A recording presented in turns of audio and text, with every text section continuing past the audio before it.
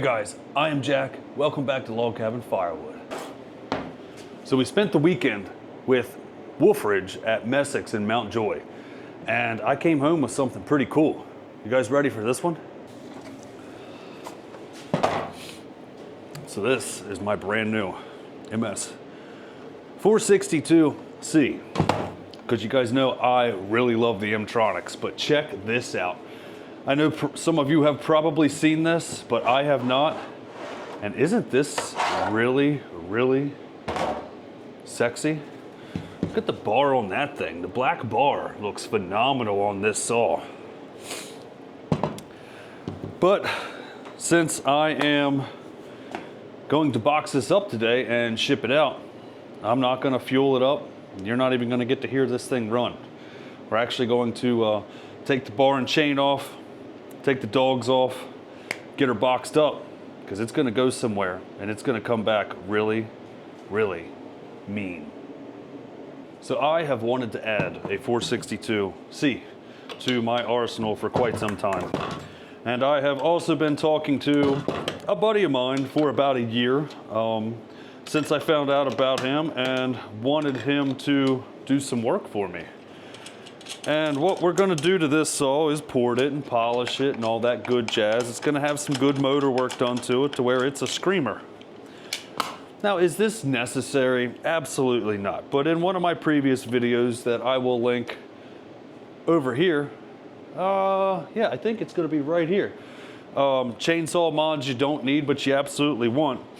I mean, that video did very well, and it seemed that a lot of people tend to agree with me that you don't need to do all this stuff, but it is cool.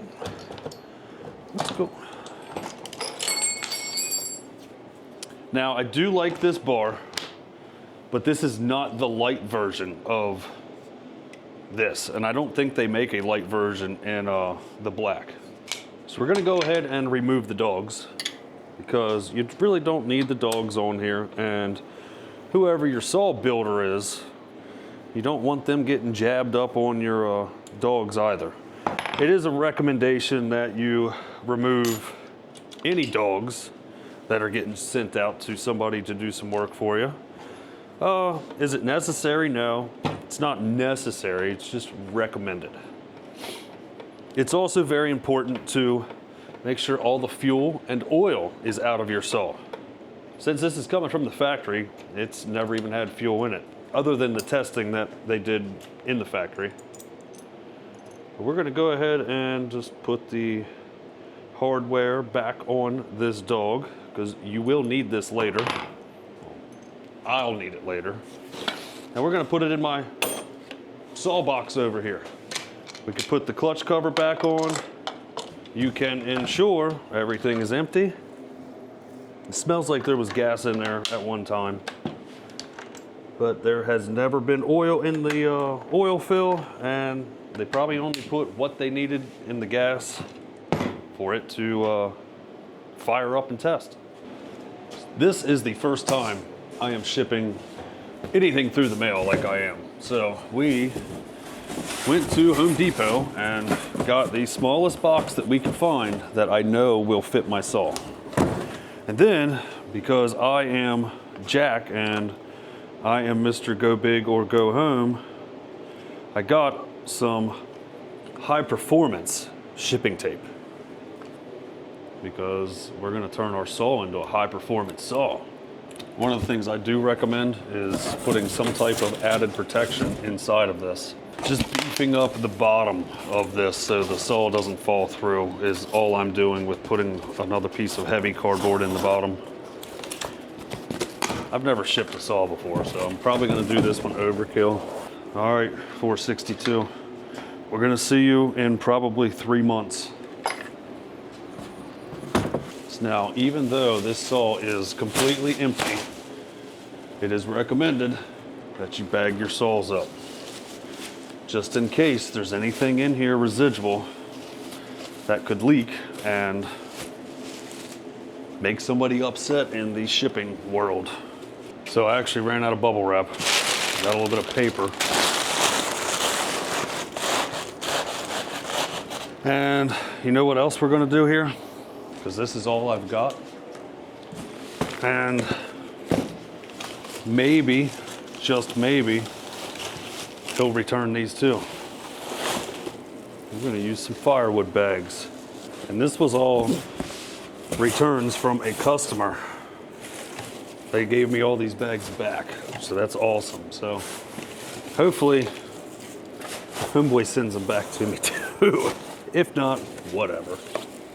So now, one thing I would suggest is to put your name in here somewhere. Put a card with your name, your business name, your address, your phone number, what type of saw it is, all that good stuff. So when they open the box, they can plainly see, hey, this is my saw. This dude gets hundreds of saws, and if you put a company name or who you talk to him through on Facebook or wherever you corresponded with him, and he doesn't know who you are, he's got a saw sitting here and he doesn't know who it is, and he's got to go look through messages and figure things out. Make it easy on people, and just put something in here with your name, phone number, your contact information. And what I'm gonna do is I'm just gonna use a label for my firewood and put it on here. Now that we are all boxed up and taped up, I don't think this thing's going anywhere, and I don't have any movement in here really. I think we're good. We are going to print our shipping label, and we are going to use pirateship.com. We are all boxed up, and now the 3 to 4 month wait begins. It's kind of disheartening to buy something like this. I mean, this is not a cheap saw, especially with the prices that stihl increased this year, as well as all the dealers.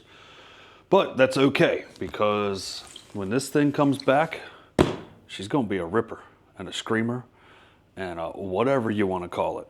So let's get to the UPS store and get this thing sent out, and then I'll come back right now. So we shipped this saw out on February 3rd. It is now April 16th. It looks like the box made it. Everything was, back in the box. I even got my bags returned. I will reuse all my firewood bags. I will probably save all this shipping material, because if I like this saw, which I probably will, I will end up reusing the shipping material.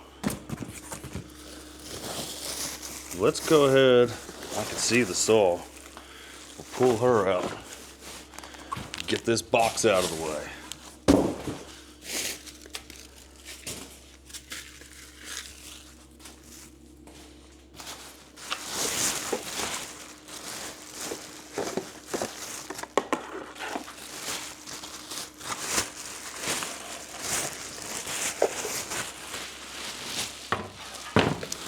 I'm excited. And in case you didn't know, I did have Tim Bauer from Iowa Performance Saws play with my saw.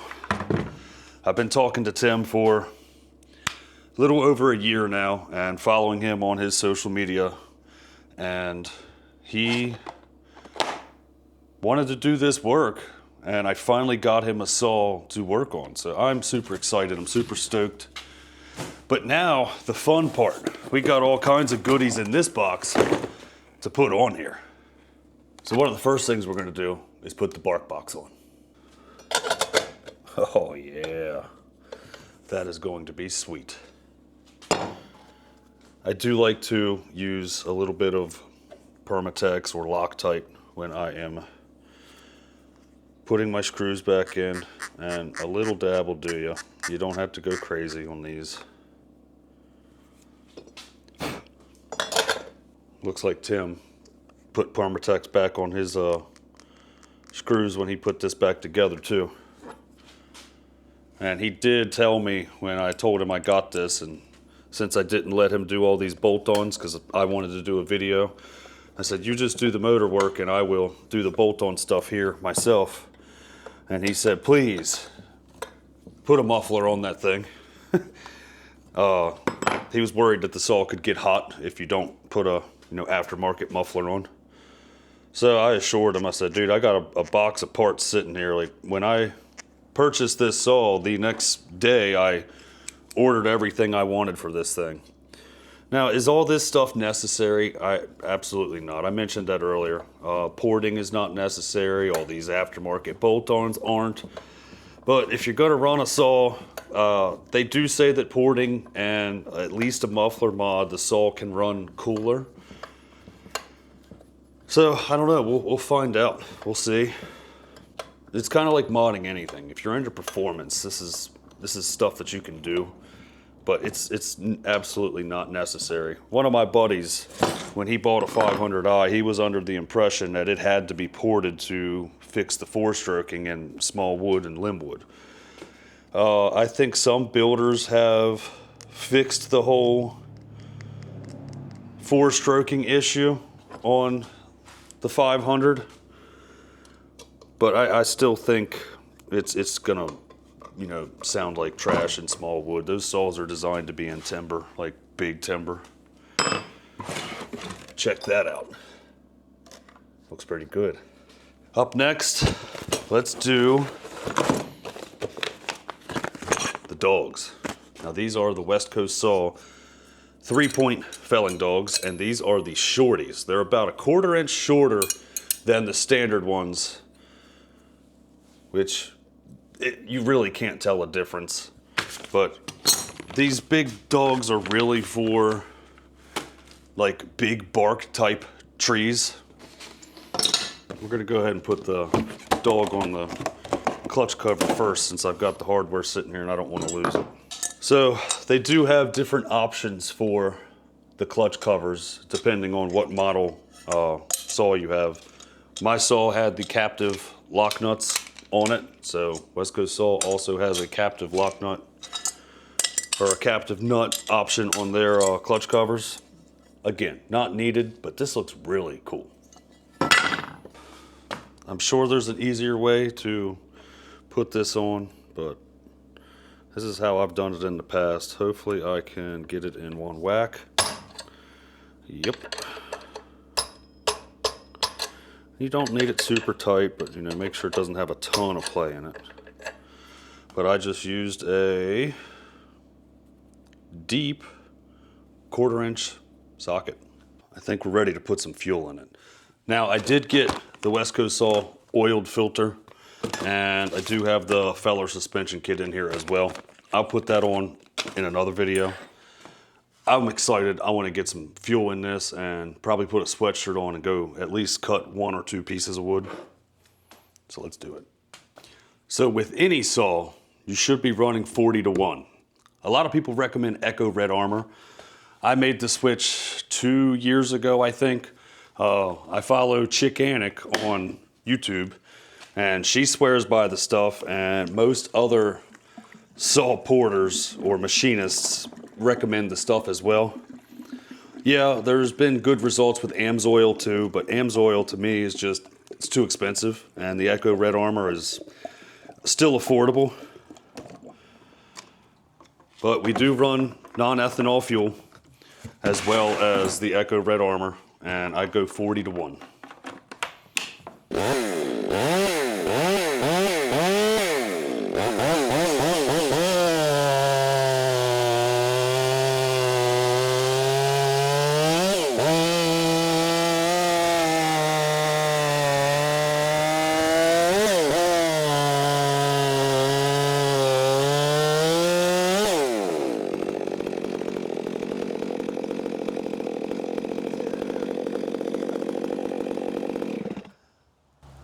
I'm pretty impressed.